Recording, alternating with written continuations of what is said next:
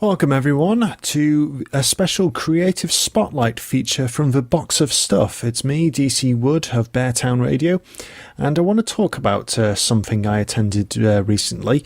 Goostrey itself has always been a remarkable little village for its beauty, being situated near Jodrell Bank, and of course its community spirit and culture. Many splendid Poems and Pints events have taken place in Goostrey, pubs like the Crown and the Red Lion. And of course there's also Goosfest, which is an annual arts and music festival which first began back in 2007, bringing the people together with all manner of poetry, art, music, dance, performing and comedy. Over the years, the festival has proven itself to be not just a fantastic success, but prominent enough to be featured on Goostrey's Wikipedia page.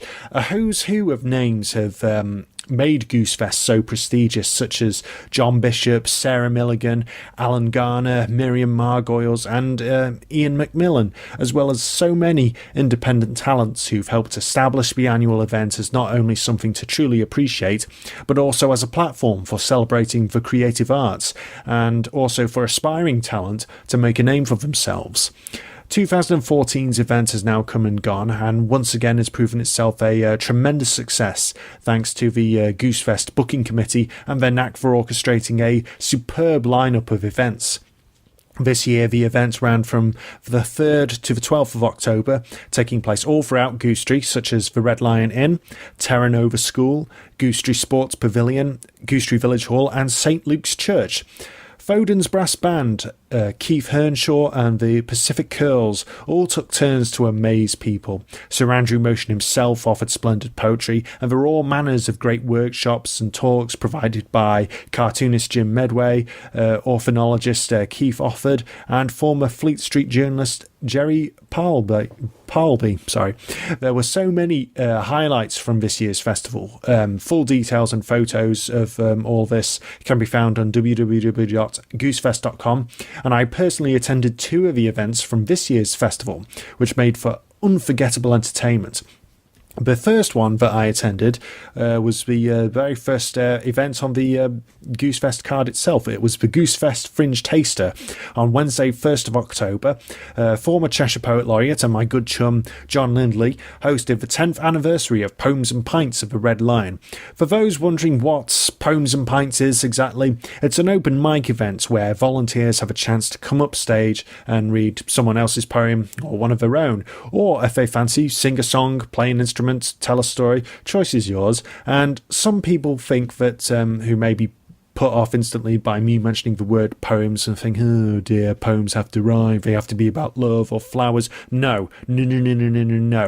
Poetry can be anything you want it to be, in my opinion. It's another art form, like songwriting or storytelling, and having been a regular of these events for years, I've been subjected to poetry that has made audiences laugh out loud, cry or think long and hard, and you don't even have to perform at these events. The choice is yours whether you want to volunteer or not. You can just sit back, have a pint, have a laugh and a great socialise with your mates, and also meet some new people. There's nothing but friendly faces and great talent can be found at these Poems and Pints events, and the 10th anniversary certainly emphasised all of this and captured the spirit of the great times that can be had at these events.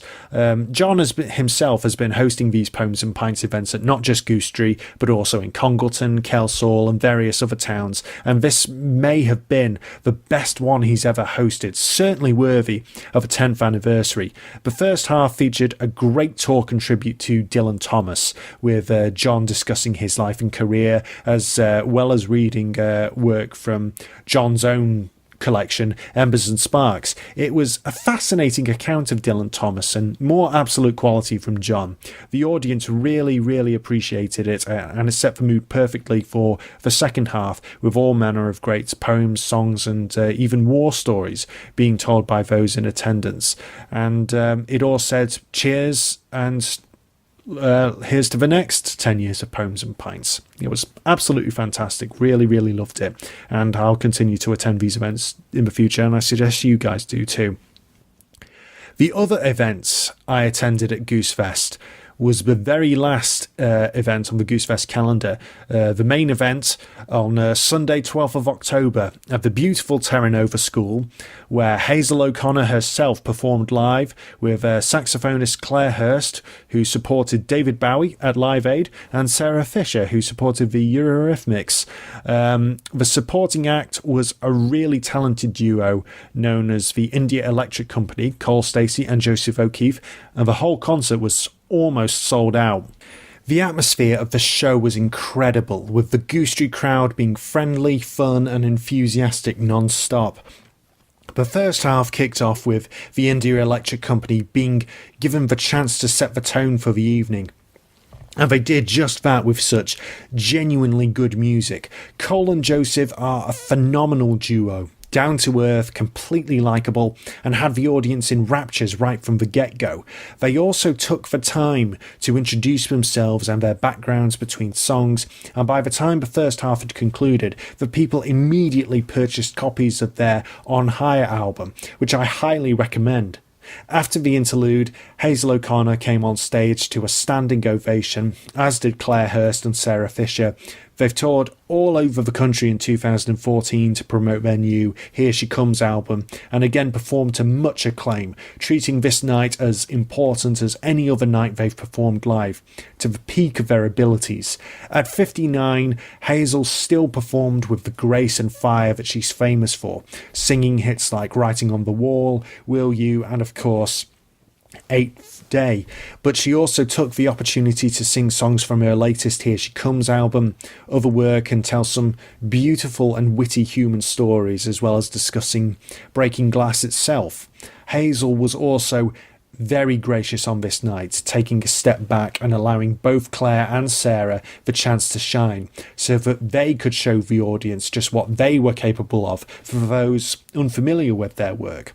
There was plenty of crowd involvement, everyone left an impression, and the music just simply rocked the whole school.